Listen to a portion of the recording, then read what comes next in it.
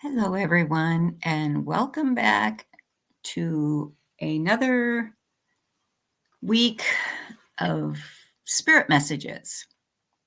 This is for the first full week of November, from November 2nd to the 8th.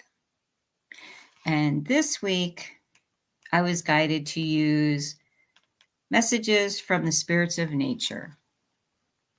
That's what the book looks like. It is by Dr. Stephen Farmer.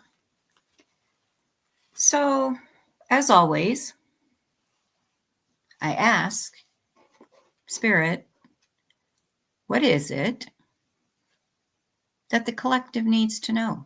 What is it that they need to heal? What is the most important thing that Spirit wants to get through to all of us? And then also what we need to implement and take action on. And this time I had 3 cards, but also had a jumper. So obviously there's a little bit more that Spirit wants us to be aware of this week. I want to welcome you back if you're a subscriber. If you're new to the channel, welcome. I'm Reverend Dr. Elena Skyhawk, metaphysical minister, doctor of metaphysical sciences, shaman, healer. There's all kinds of things. Author. But the most important thing is I am part of the collective as well. So everything that affects me or you, it affects us all because we are all connected by the net of light. We are all connected. Matakule Oyasi. It's a Lakota phrase that means we are all related. And we are. Just as we are with nature, with the animals, the 2-leggeds, the 4-leggeds, the creepy crawlies. We all come from the great mystery. And we are all related. And then we show you the cards. The first one is rain. And it says renewal on it. The second one is kind of cool. It says honeybee and community. So again, in order to have a community, you need to have, which is what the collective is. So see how they bring these right into the reading? I think it's kind of cool how Spirit does this. The third card is the ocean. And that says waves. That could be an interesting thing to say. See what they have to say about that. That's kind of a cool card. And then our jumper was air.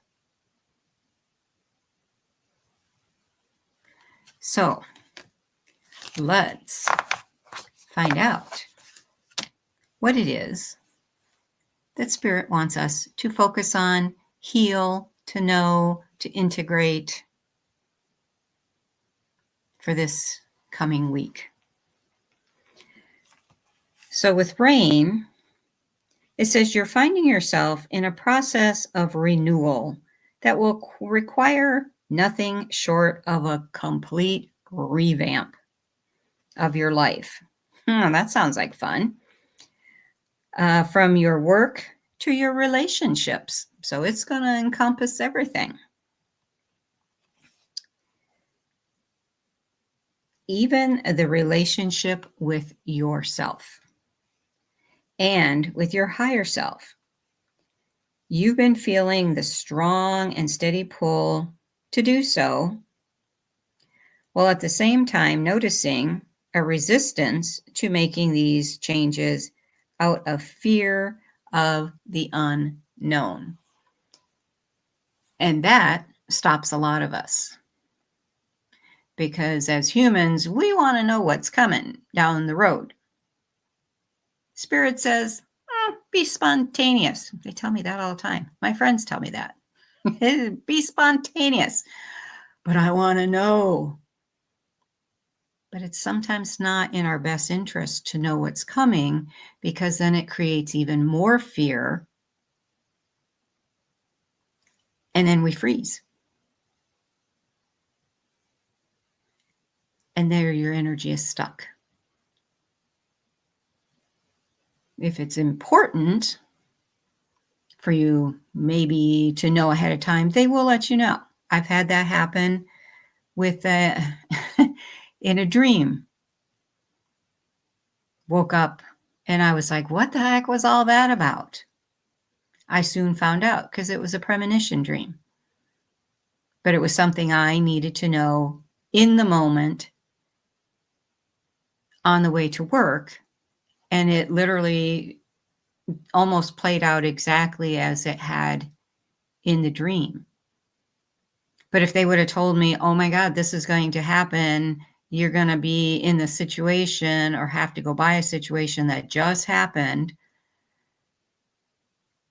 I would have been, for one, not been able to sleep because I'd be like, oh my God, what's going to happen? I don't understand. Why does it involve me?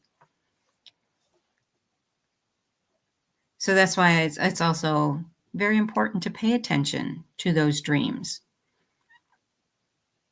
Did it affect me in a personal way? No. Did it create a lot of curiosity on what really happened to why the car was sitting out in the middle of the road and why there were sheets over stuff? We found out why. Because we made the gardener go down and ask the cops. So we found out what happened. And it matched almost exactly what I had seen in my dream. But if I had known about it ahead of time, it would have created a lot of fear. I would have froze, or it would have given me the opportunity to find a different way to work than my normal routine. So it's asking us and telling us it's time to revamp. It's time to let go of the fear of an outcome, whether it's in a business relationship, a work situation, or in a personal situation. It's challenging to surrender to these urgings of spirit. And in spite of the fear, take the actions needed to move forward into the next cycle of renewal.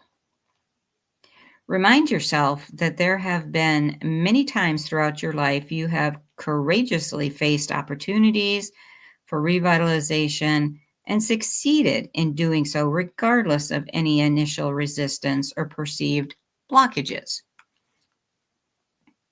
A way to experience how this recycling and renewal process is natural is by making every drink of fresh water a mindful one. Take every sip slowly and with gratitude. Reminding yourself of the everlasting water cycle of the earth. Pause and feel how the water moves throughout your body, refreshing and renewing every cell with the lifeblood that is so necessary for you and so many other beings on the planet.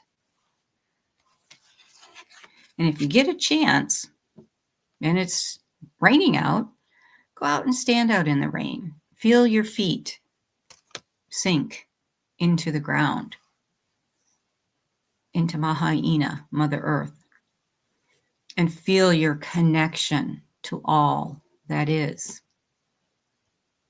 And say thank you. Show gratitude. So then we come to the Honeybee, which I think is such a cool card.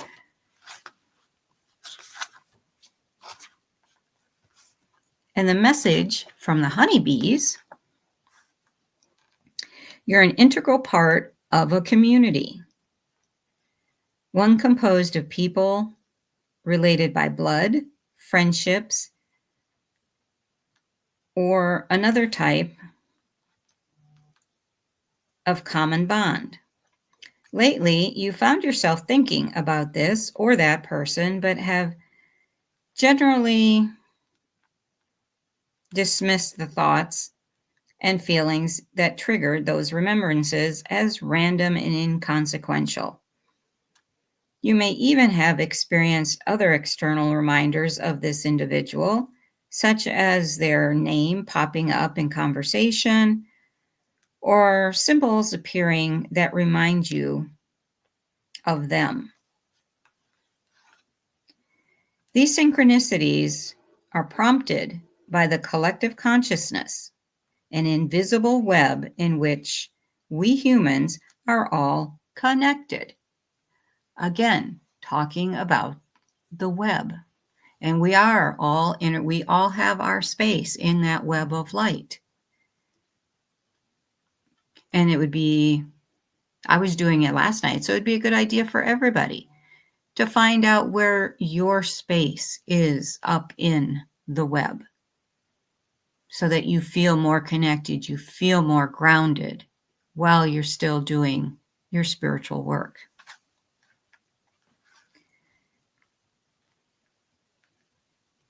Threads are more concentrated in those that are part of your more immediate community, is what Dr. Farmer is saying. Stories abound as to how someone got a sudden urge to call a relative or friend and then discovered there was an urgent need they could now serendipitously meet. It's critically important at this time to trust these cues and act on them so as to actively acknowledge the physical and spiritual connection you have with these important people in your life.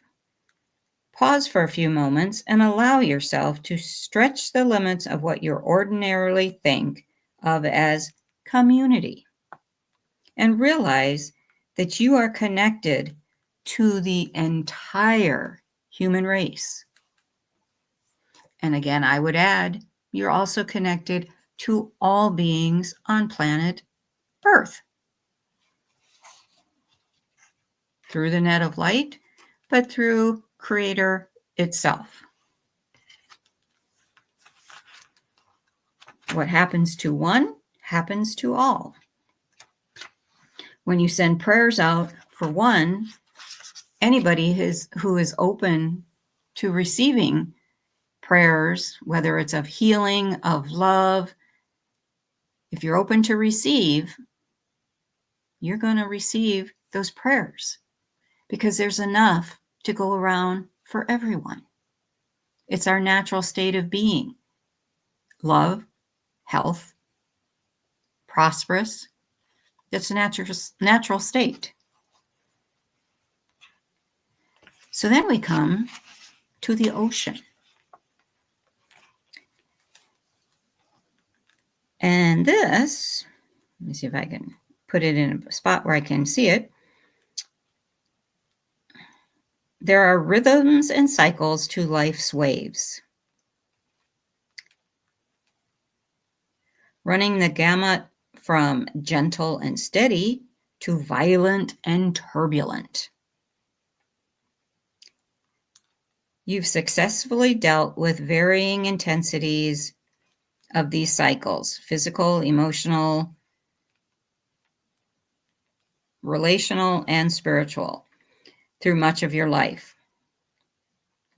Lately, however, you found yourself caught up in these waves, but hesitant to ride them.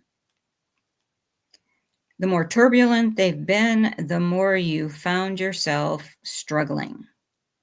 It's like swimming against a very strong current, and not only does it require a lot more energy, but it's ultimately a strategy that is self-defeating.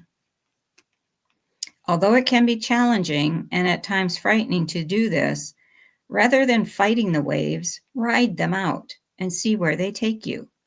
With an open mind, open heart, and a trust that life knows what it's doing, even if you don't, you'll successfully ride these currents into calmer seas without getting seasick. Should you find yourself struggling to do so, call on Grandmother Ocean to restore your confidence in your abilities to manage the waves that are a natural part of the movement of life.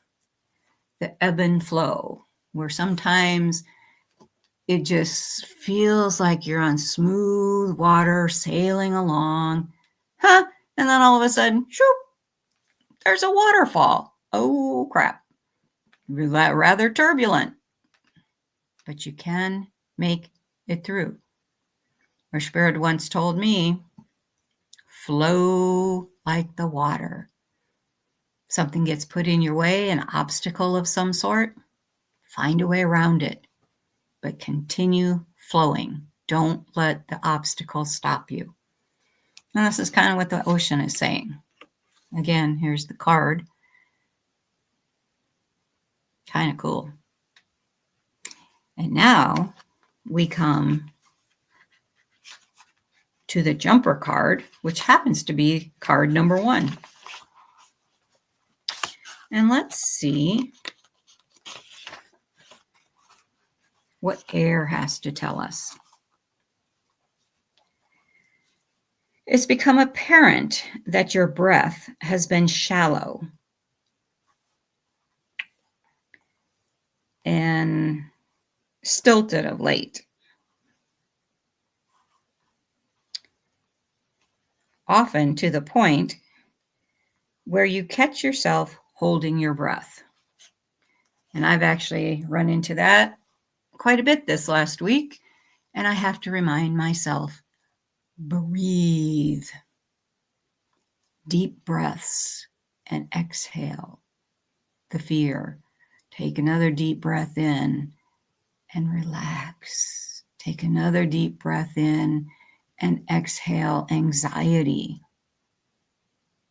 But breathe. We kind of need air. Correspondingly and ironically, you've also noticed how you've been neglecting your spiritual practice, leaving you bereft of the much needed circulation of both air and spirit. The tension in your body is due to feeling overwhelmed with earthly tasks to the point of forgetting to consciously breathe and neglecting to attend to your relationship with spirit.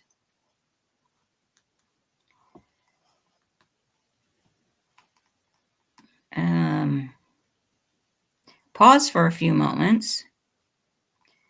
Focus your attention on your breath, allowing it to be steady and easy. Notice the sensations that become apparent, such as the barely discernible breeze as it enters and exits through your nose or mouth. Be aware of the movement of your body, the muscles of your chest and abdomen that operate in practice unison to inhale and exhale this vital life force. Notice any areas of tension and allow that tension to slowly dissipate with each exhalation. Regenerate your daily spiritual practice and incorporate conscious breathing as you do. So yes, they're reminding us once again to release our fears, to know that we are loved, to know that we are all connected, and to know that you are never alone. You need just stop for a few minutes every day. close your eyes and feel that connection from here, and even from here, connected up to spirit. And know that they're always talking, sending you messages, whether it's through your third eye, whether you can hear them through your ears, whether it's outside or inside, but learn to discern the difference between your voice of ego and spirit's voice of love, because there's a big difference. And you are never alone. Your guides are always with you. Your power animals are always with you. The angels are always watching over you. And if you need help,